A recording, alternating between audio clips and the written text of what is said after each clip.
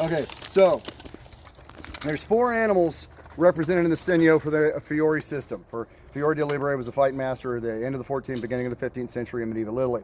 And he wrote several books, many of which are studied by people who are doing HEMA. He's a longsword guy. And the first one is Fortitudo, the elephant with a castle on his back.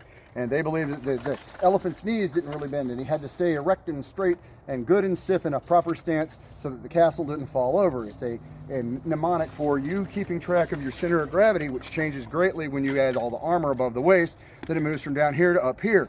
So you have to keep a good, wide base of movement, and keep your base of movement to keep your castle, your upper part of your body where your defense and your attack come from, in a relative position to where you don't lose your balance, but you can still effectively strike your opponent without losing your balance. You want to move whichever direction you're moving, you move that foot first, and there's basically 3 steps.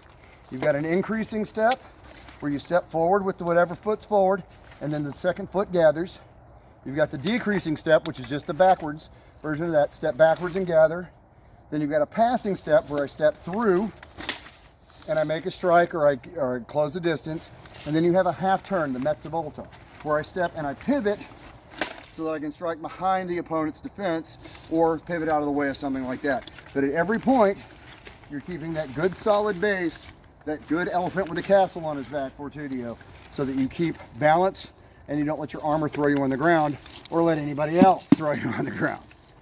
So that's the basics of the Fortitudo stance ideology in 1 minute or less.